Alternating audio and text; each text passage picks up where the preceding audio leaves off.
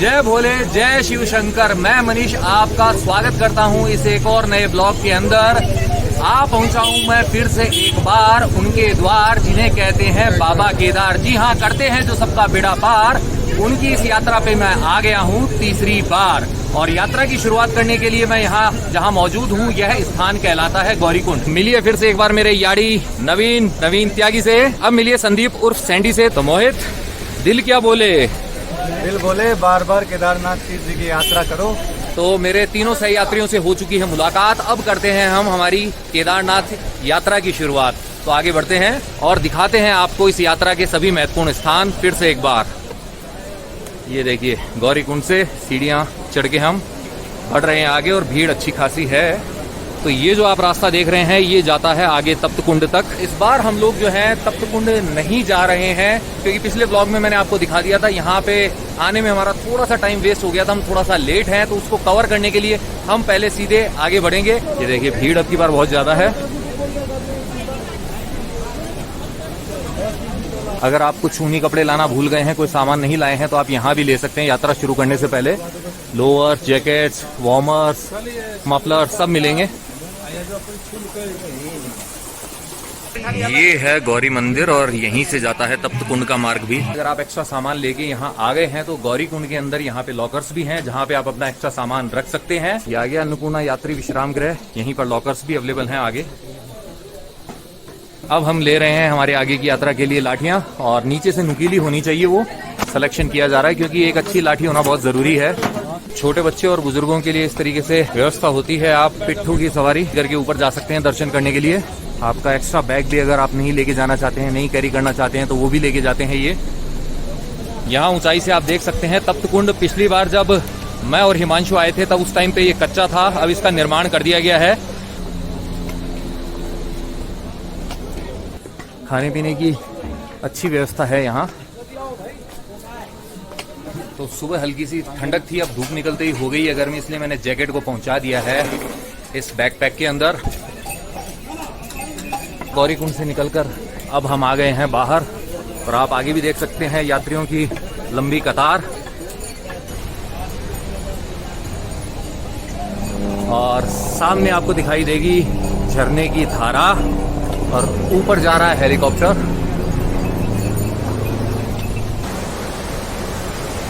उस जगह देखिए आप कितना वेग है, चट्टानों से टकरा कर कितना तेजी से आ रहा है मंदाकिनी का पानी। झरने के पास लोग रुके हुए हैं। चलिए आगे चलते हैं।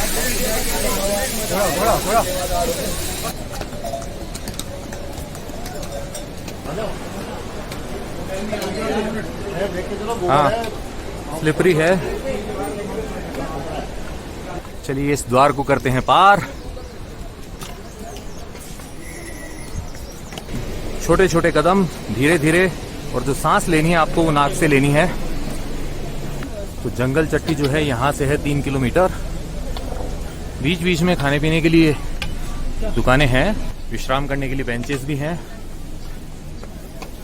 थोड़ी देर पहले मैंने आपको दिखाया था एक छोटा सा वाटरफॉल, अब दिखाता हूँ उससे थोड़ा बड़ा वाटरफॉल। ये देखिए, उतनी ऊंचाई से नीचे गिर रहा है, यह है झरना, जलप्रपात, वाटरफॉल है ना कमाल। झरने का जल बहते हुए यहाँ सीढ़ियों पर भी आ रहा है, इसलिए हौले हौले। वहाँ थोड़ी धारा तेजी से गिर रही है, यहाँ से ही बचते हुए जाएंगे।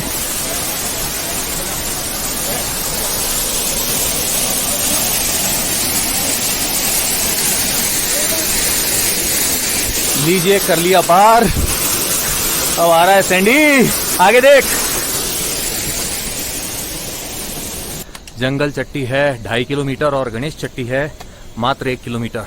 पानी पीने के साथ में आप खीरे भी खा सकते हैं, ताकि डिहाइड्रेशन ना हो।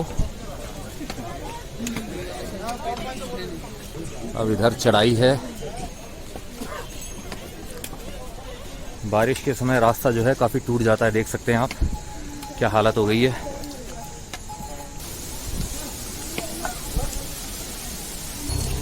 कभी इधर से टट्टू, कभी उधर से टट्टू, आप इधर उधर होते रहिए बस। ये देखिए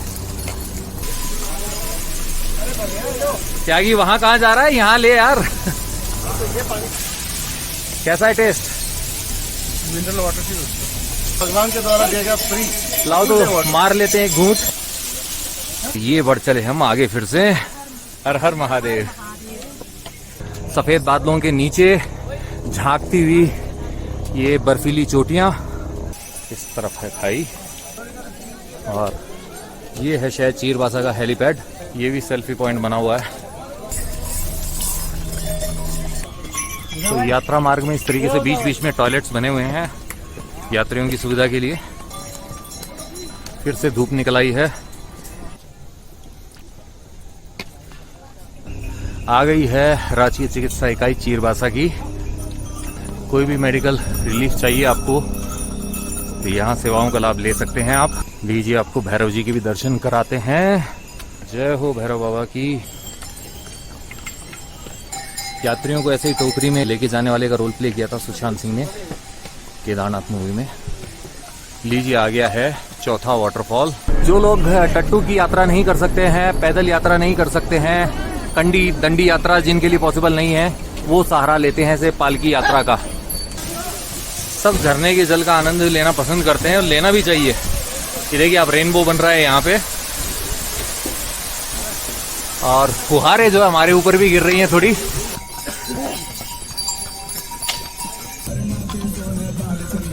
तो जंगल चट्टी का ही हमने सोचा था विश्राम करने का, और ये देखिए मेरे तीनों वीर जांबाज जो हैं विश्राम कर रहे हैं।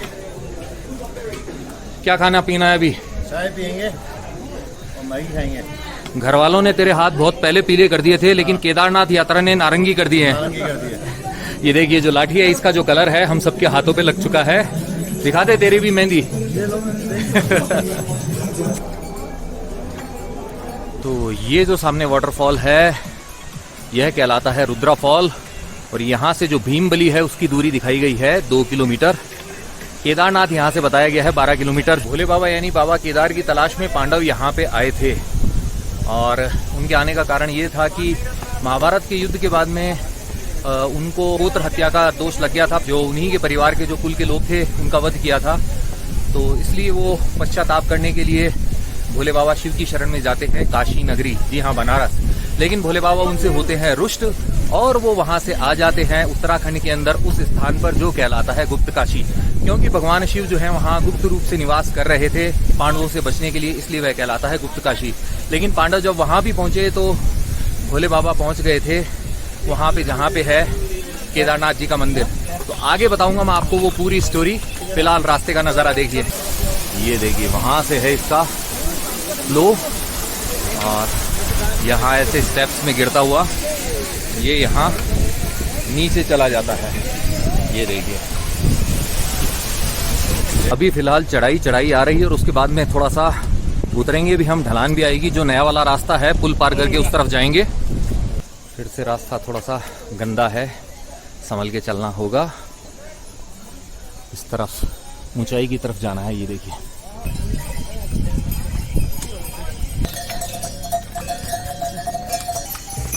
ये देखिए कितना पास से निकलते हैं ये, ऐसे बहुत संभल के चलना पड़ता है। इतनी चढ़ाई के बाद में आ गई है थोड़ी सी ढलान, तो आ गई है थोड़ी जान बेजान, और सूर्यदेव भी अभी बादलों के पीछे छुप गए हैं। ये देखिए, सामने वाला बोर्ड बोलता है कि भीमबली है मात्र 1 किलोमीटर।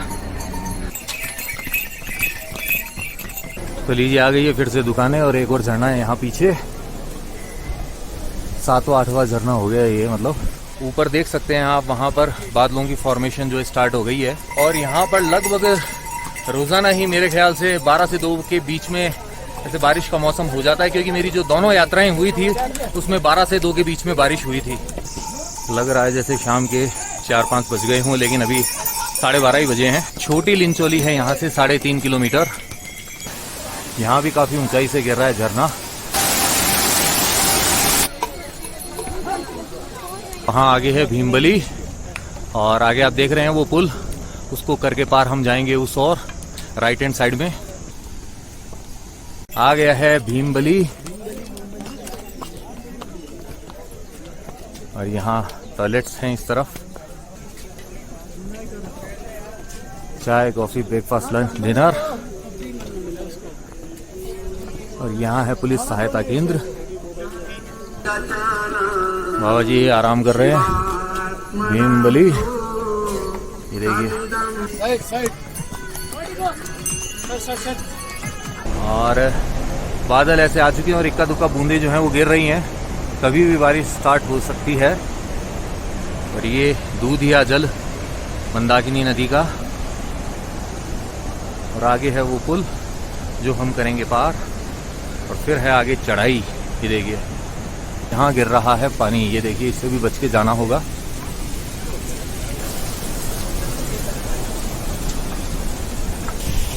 तो त्यागी और सैंटी जो हैं हमसे थोड़ा सा आगे पीछे कहीं हो गए हैं, क्योंकि यहाँ दो रास्ते होते हैं। अब वो रुके हुए कहीं पे दिखे नहीं हैं, और हल्की फुल्की फुहार आ रही थी। तो मोहित और मैंने डिसीजन लिया कि हम कुछ खा लेते हैं, क्योंकि हमने यही डिसाइड किया था कि भीमबली होगा, वहीं पर हम कुछ खाएंगे। मित्रगण दिखे नहीं, तो हम दोनों भाइयों ने एक एक पराठा खा लिया है, आलू पराठा। अब आगे बढ़ रहे हैं। मिल गए हमारे दोनों जवान, वो रहे आगे।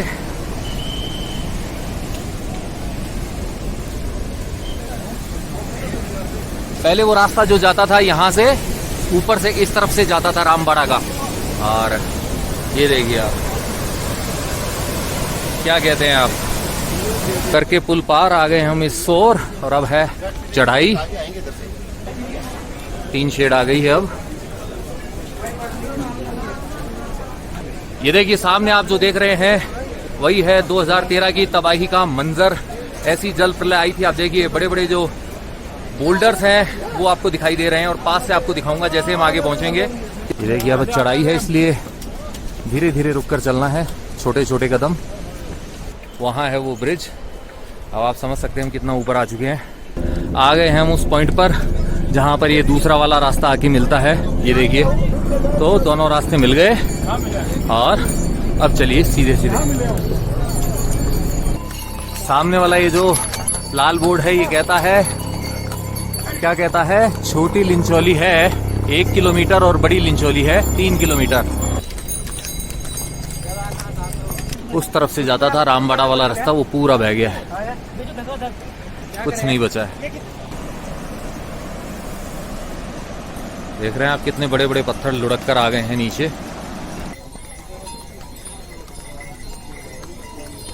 ये चला हेलीकॉप्टर, वो रही छोटी लिंचौली, और ये रही हमारी आगे की चढ़ाई। यहाँ छोटी सीढ़ियां हैं और यहाँ बड़ी बड़ी।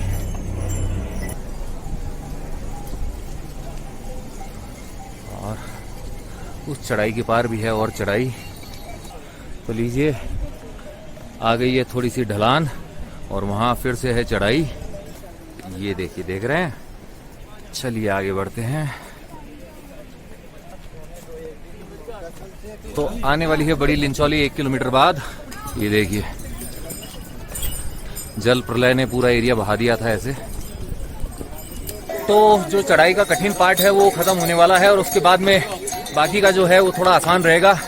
भेड़ बकरियां जो हैं, चरवाहे जो लेके आते हैं, ये देखिए 6 महीने के लिए लेके आते हैं, और उसके बाद में जैसे सर्दियां शुरू होती है ये अपने दूसरे घर में चले जाते हैं। हर हर महादेव। ऐसे बदरा छाए हैं, ये सफेद सफेद, श्वेत श्वेत, वाह, चिट्टे चिट्टे बादल कि देखिए पीछे का नजारा बिल्कुल छुप गया है। जहां से हम आए हैं वहां कुछ दिखाई नहीं दे रहा है। ये बेहतरीन बादल पूरा आसमान बिल्कुल हवा से उड़ते सीधे हमारे पास। ये देखिए, बस बारिश नहीं आनी थी अभी। ये देखिए यहाँ पर टेंट्स दिखाई दे रहे हैं, और आगे आप इस तरफ भी देख सकते हैं, रुकने की व्यवस्था है, लेकिन हमें जाना है आगे। भैरव गधेरा है 2 किलोमीटर दूर। यहाँ से लगभग 3.5 किलोमीटर दूर है केदारनाथ जी का मंदिर। यहाँ देखिए कितना बड़ा पत्थर लुढ़क के आया है, और ऊपर भी आप देख सकते हैं कितने बड़े बड़े पत्थर टूट कर आए हुए हैं। तो देखिए सामने दिख रहा है घोड़ा पड़ाव जो है आधा किलोमीटर पे है, बेस कैंप है 1 किलोमीटर पे, और केदारनाथ जी है 2.5 किलोमीटर पे।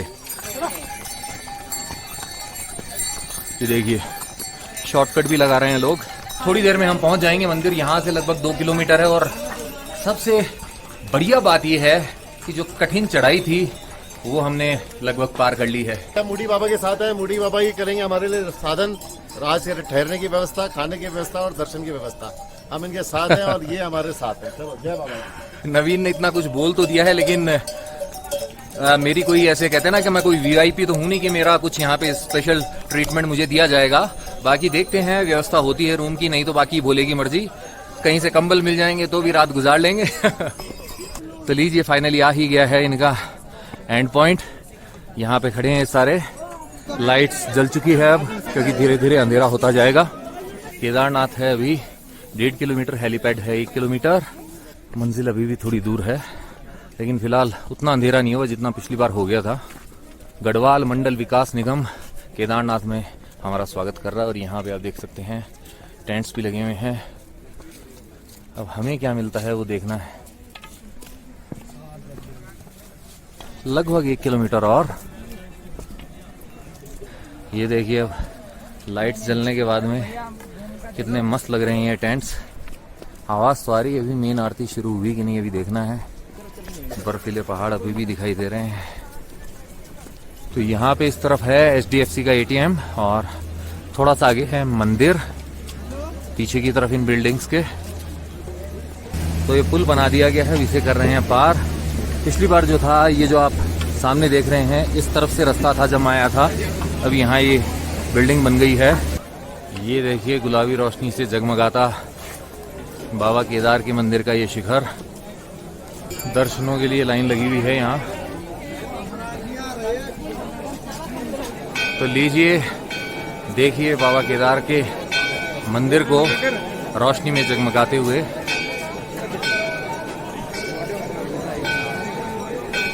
जय हो बाबा केदार की। ये देखिए,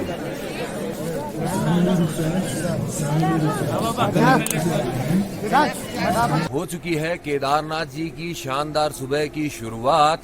रात्रिकालीन आपको मैंने बाहर से जैसे दर्शन कराए थे, केदारनाथ धाम के अंदर कोई भी नहीं करवा सकता है, तो अच्छे से आरती अटेंड कर ली थी। और उसके बाद में हमने किया था रात्रि विश्राम। बहुत ढूंढना पड़ा था, बहुत खोजना पड़ा था, उसके बाद में मिला था हमें हमारा टीन की चद्दरों वाला स्पेशल कमरा। तो आपको वो भी दिखाता हूँ, साथ ही दिखाता हूँ पीछे का शानदार नजारा।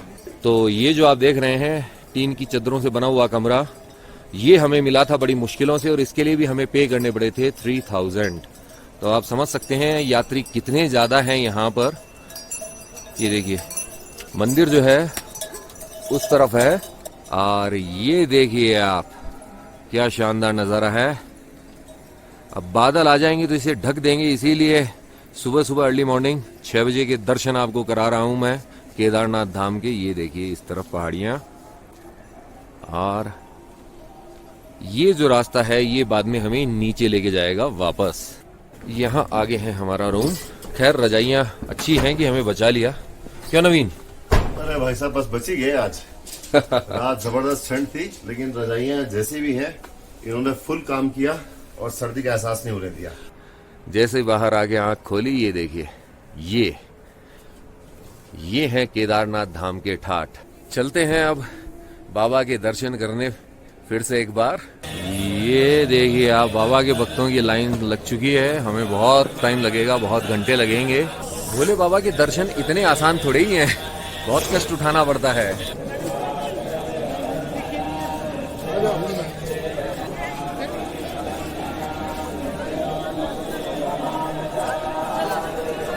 यहाँ से आ रहे हैं भक्त लोग दर्शन करके बाहर, और यहाँ से दर्शन के लिए अंदर प्रवेश कर रहे हैं। और यहाँ मित्रगण फोटो सेशन करवा रहे हैं। और इस तरफ है भोले बाबा की नंदी। ये देखिए नंदी भगत। जय हो बाबा केदार की। अंदर ये नंदी है बाबा। जय भोले, जय शिव शंकर, जय बाबा केदार। तो दोस्तों, अब मैं आपको बताता हूँ केदारनाथ की महिमा के बारे में। केदारनाथ धाम जो है, जो छोटे 4 धाम होते हैं, गंगोत्री, यमुनोत्री, बद्रीनाथ, केदारनाथ, तो ये छोटे 4 धाम है, इनमें तो सम्मिलित है ही, साथ ही यह सम्मिलित है पंच केदार के अंदर। जी हाँ, यहाँ उत्तराखंड के अंदर जो पंच केदार हैं उनमें प्रथम केदार है केदारनाथ जी, दूसरे केदार है मध्य महेश्वर, तीसरे हैं तुंगनाथ, चौथे हैं रुद्रनाथ और 5वें है कल्पेश्वर। तो प्रधान जो है केदार वो है केदारनाथ, और साथ ही जो 12 ज्योतिर्लिंग हैं उनमें भी सम्मिलित है भगवान भोले बाबा का ये केदारनाथ धाम। इस मंदिर के बारे में मैं आपको वैसे तो ज़्यादा नहीं बता पाऊंगा, लेकिन जितनी मेरी जानकारी है उसके हिसाब से मैं आपको बताता हूँ कि माना जाता है ऐसा कि यह बहुत ही पुराना मंदिर है। इसका निर्माण किसने करवाया यह एग्जैक्टली ज्ञात नहीं है, लेकिन ग्वालियर के अंदर एक जो स्थिति प्राप्त हुई थी उसके अनुसार पता चलता है कि जो वहाँ के राजा भोज थे उन्होंने इस मंदिर का निर्माण करवाया था। वैसे मान्यता ये है कि पहला जो मंदिर बना था वह पांडवों ने बनवाया था। तो यहाँ पे बाबा कैसे विराजे उसमें भी 2 कथाएं हैं, छोटी सी ये है, मैं आपको बता देता हूँ। पहली जो कथा या मान्यता है वह यह है कि यहाँ पर भगवान विष्णु के जो अवतार थे नर नारायण, उन्होंने इस केदार श्रृंग के ऊपर तपस्या की थी भोले बाबा की, जिससे प्रसन्न होकर भोले बाबा यहाँ पर ज्योतिर्लिंग के रूप में प्रकट हुए थे और यहाँ पर तब से वो विराज रहे हैं। और दूसरी जो कथा है उसके अनुसार पांडवों ने ही यहाँ पे केदारनाथ धाम का निर्माण करवाया था। तो हुआ कुछ यूँ था, जैसा मैंने पहले आपको बताया था कि भोले बाबा पांडवों से बचकर आ गए थे पहले गुप्त काशी, क्योंकि पांडवों पर था गोत्र हत्या का दोष, तो इससे नाराज थे भोले बाबा। जब पांडव पहुंचे गुप्त काशी तो भोले बाबा आ गए यहाँ इस केदार घाटी के अंदर और एक बैल का रूप धारण कर लिया और मिल गए यहाँ पर, और जो पशु थे उनके अंदर। पांडव जो है वो थोड़े से चालाक थे। भीम क्या करते हैं, वो विशालकाय रूप बना लेते हैं और टांगों को फैला देते हैं। तो जो जानवर होते हैं वो पैरों के बीच में से चले जाते हैं, लेकिन भोले बाबा किसी मनुष्य के पैरों के बीच में से थोड़ी गुजरेंगे, तो वो नहीं जाते हैं। इस तरीके से पांडवों को पता चल जाता है कि भोले बाबा एक बैल के रूप में ही है।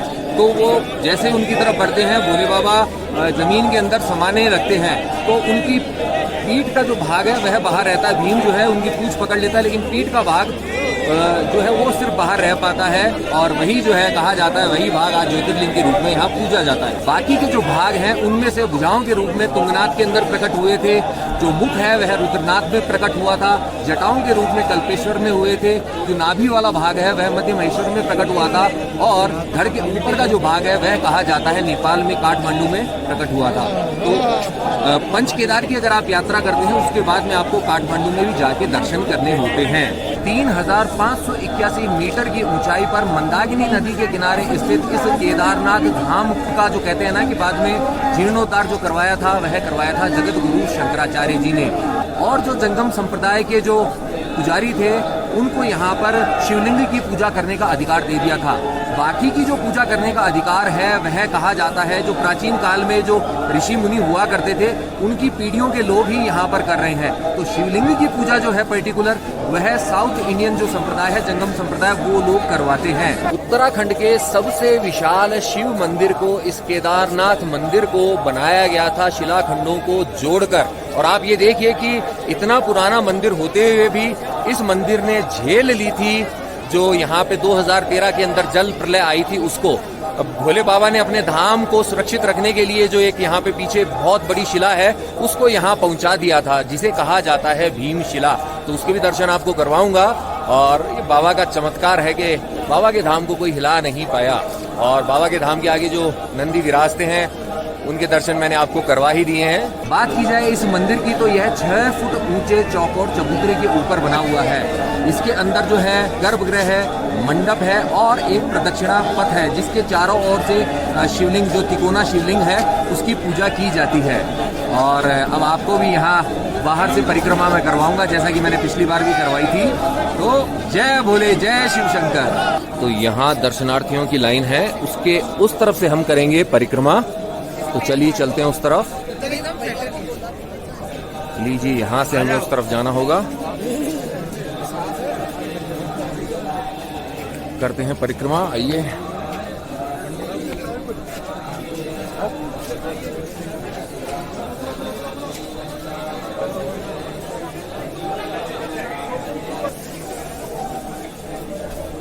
जय भोले।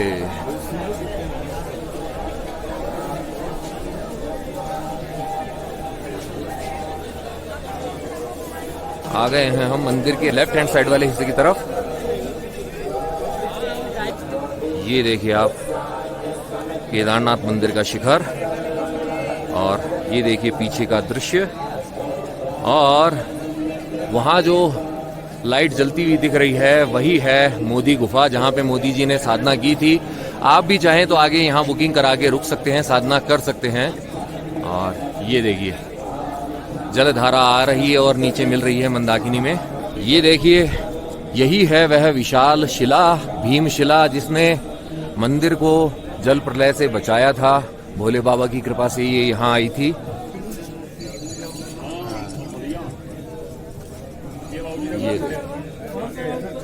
ये है पिछला भाग, और आप देख सकते हैं कैसे पत्थर जमे हुए हैं आज भी इतने सालों बाद। 7वीं 8वीं शताब्दी का माना जाता है वैसे। इस तरफ है भीमशिला।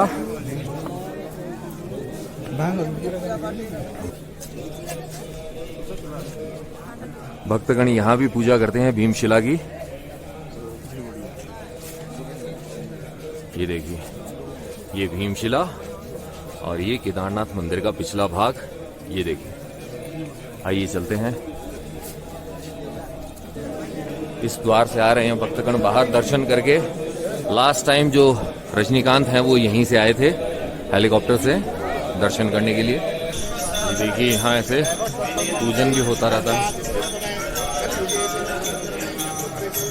गौमुख की धाराएं यहाँ ऐसे बनाई गई हैं। इस तरफ से आगे शंकराचार्य का जो स्थान है वहाँ जाने का रास्ता है। और ये देख रहे हैं आप यहाँ धर्मशालाएं, जो होटल्स हैं वो बने हुए हैं।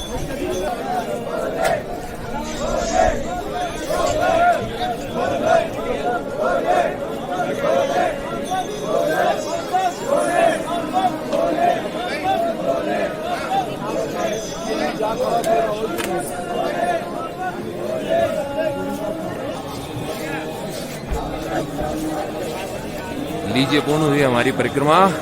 जय भोले, जय बाबा केदार। केदारनाथ जी की जो यात्रा है, इससे जुड़ी हुई जो खास जानकारी है उससे रिलेटेड मैं एक ऑलरेडी ब्लॉग बना चुका हूं, तो आप जाके वीडियो सेक्शन में चेक कर सकते हैं। सारी जानकारी उसके अंदर मैंने दी है। रही बात यहाँ होटल में स्टे की, तो यहाँ पे बहुत सारे होटल्स हैं जिनके चार्जेस अलग अलग है। और जैसे ही यात्रियों का जो कहते हैं ना कि यहाँ पे जमावड़ा ज्यादा होता है तो प्राइस जो है वो हाई हो जाती है। यात्री कम होते हैं तो कम रेट्स पे आपको वो कमरे मिल जाते हैं। एडवांस बुकिंग में आप ट्राई कीजिएगा, अदरवाइज आपने देखा था हम लोग बिना बुकिंग के आए थे और हमको अच्छी खासी मुश्किल हुई थी इस बार, क्योंकि हमने सोचा नहीं था अक्टूबर के अंदर इस बार मतलब इतने यात्री होंगे। पिछली बार जब मैं आया था 2019 के अंदर, तब तारीख थी 16 अक्टूबर और उस वक्त हमें कोई प्रॉब्लम नहीं हुई थी, जबकि इस बार जो है देखिए आप अच्छी खासी प्रॉब्लम हुई है। बस इस बात का आप ध्यान रखिएगा। तो परिक्रमा पूर्ण हो चुकी है। अब जरा मेरे सह यात्रियों से भी जान लेते हैं इनको कैसा लग रहा है। तो सबसे पहले नवीन। बहुत ही शानदार और अकल्पनीय अनुभव रहा मेरा। रात हम पहुंचे तो टाइमली हम स्ट्रेस करते रहे अपने आप को, तो हम पहुंच के आरती के दर्शन हो गए। और जैसी पहली सीढ़ियाँ मैंने चढ़ी, इतना अलौकिक, इतना अकल्पनीय अनुभव हुआ कि इतने भाव अंदर आए कि मुझे लगा कि यहाँ सब कुछ जैसे मिल गया और सोल प्यूरिफाई हो रही है। इट वॉज बियॉन्ड मतलब एक्सप्लेनेशन। जो फीलिंग्स थी मैं एक्सप्लेन नहीं कर सकता, वो मेरे साथ हो रही थी। तो इट वॉज बियॉन्ड इमेजिनेशन। और आंखों में अश्रु धारा भी आ गई थी। धारा आ गई थी और बहुत देर तक चलती रही, करीब आधा घंटा तक अश्रु धारा भी चलती रही। और ऐसा लग रहा था मैं बहुत लाइट हो चुका हूँ और बहुत बहुत बहुत अच्छा लगा। कुछ तो महिमा, कुछ चमत्कार, कुछ शक्ति यहाँ पर है जो खुद आने के बाद ही फील हो सकती है, यहाँ आकर ही फील हो सकती है। बहुत बढ़िया, बहुत आनंद आई, बहुत अच्छा। हाँ भाई सैंडी, बहुत ही अच्छा अनुभव रहा यहाँ का। और यात्रा स्टार्ट होने से यहाँ पे खत्म होने तक जो अनुभव था उसको मैं शब्दों में बयान नहीं कर सकता, लेकिन जो भी है अंदर से जो फीलिंग आ रही है बहुत ही अच्छी आ रही है। और मैं तो सबसे ये दुआ करता हूँ या सबको बोलता हूँ कि आप आइए केदार बाबा के, जरूर एक बार जरूर आइए अपनी लाइफ में, आपको आना जरूर है। यहाँ बाबा के दर्शन करने हैं जो भी है। लेकिन ये जो अपन पीछे जो ग्लेशियर देख रहे हैं ना, इनको देख के ऐसा लग रहा है बस ये देखते रहो, बस पूरे मतलब दिन या रात यहीं पे खड़े रहो। जो आनंद है उसके हम बयान नहीं कर सकते, मेरे पास शब्द नहीं है बोलने के लिए, लेकिन जो भी लगा बहुत अच्छा लगा। और अब एक बार मोहित से भी जानते हैं। तो मोहित। बहुत बढ़िया लगा। यहाँ पे आने के बाद सब घर बार सब भूल चुका हूँ मैं एक बार का तो, और यहाँ पे आके अलौकिक अनुभव की प्राप्ति हो रही है मुझे। यहाँ पे ग्लेशियर को देखना, बाबा के दर्शन करना, और सबसे बड़ी बात मनीष भैया के साथ यहाँ पे आना, ये बहुत बड़ा एक्सपीरियंस है मेरे लिए। जय भोले, जय बाबा केदार। और इस यात्रा ने तुझे 2 और भैया से भी तो मिलवाया है। बिल्कुल, मुझे एक नवीन भैया और एक संदीप भैया से मिलाया है, जिनका भी एक्सपीरियंस मुझे यहाँ पे प्रदान हुआ है। तो सभी का बहुत बहुत धन्यवाद। यही कहना चाहता हूँ कि एक बार लाइफ में जरूर बाबा केदार के दर्शन कीजिए, आपको तभी सच्ची अनुभूति प्राप्त हो सकती है जब आप यहाँ आएंगे। जब आप यहाँ आएंगे। तो अब मैं भी आपसे अपना अनुभव शेयर कर लेता हूँ। तीसरी मेरी यात्रा है और तीसरी बार भी वैसी ही फीलिंग है जो पहली बार में थी। बस इस बार हूँ मैं मेरे यारों के साथ में, और अगली बार की जो यात्रा है मैं करना चाहूँगा जो मेरे लिए सबसे खास है उनके साथ। उनके जीजा जी की अभी ऐसा समय मृत्यु हो गई थी, तो मैं यही बाबा केदार से प्रार्थना करूंगा कि जो अमित जी हैं उनकी आत्मा को शांति दें, और अगली बार की यात्रा मेरी उनके साथ एक बार करवा दे तो मेरा जीवन सफल हो जाए। तो जय बोले जय केदार। तो आप देख रहे हैं जो केदारनाथ जी मंदिर का पिछला भाग फिर से एक बार। अब वक्त हो चला है इस ब्लॉग को यहीं एंड करने का, क्योंकि हमें यहाँ से आगे जाना होगा। हमारी जो आगे की यात्रा हमने प्लान की है तुंगनाथ जी की, तीसरी बार मैं जाऊंगा, नवीन जाएगा दूसरी बार। पिछली बार यह गया था जब वहां पर बर्फ जमी हुई थी, मंदिर के पट बंद थे, लेकिन इसने जो कहते हैं ना कि बर्फ का भरपूर मजा लिया था। तो अब की बार इसे दर्शन करवाने हैं। वहां पे भी बारिश की चेतावनी है, तो अगर बारिश का विघ्न नहीं हुआ तो आप नेक्स्ट व्लॉग में देखेंगे फिर से तुंगनाथ जी की यात्रा मेरे साथ। इस ब्लॉग को करते हैं यहीं पे समाप्त। अगर आपको ये ब्लॉग पसंद आया है, भोले बाबा के दर्शन करके आनंद फल की प्राप्ति हुई है, तो आप इसे लाइक कीजिए, शेयर कीजिए अपने नियर एंड डियर वंस के साथ में, साथ ही कमेंट करके पहुंचाइए आपके विचार मुझ तक। इस ब्लॉग के थ्रू जो पहली बार चैनल पे आए हैं उनसे यही है कहना है कि जो सब्सक्राइब बटन है भाई साहब इसे दबा दीजिए, और साथ ही प्रेस कर दीजिए बेल आइकन को, चुन लीजिए ऑल वाले ऑप्शन को।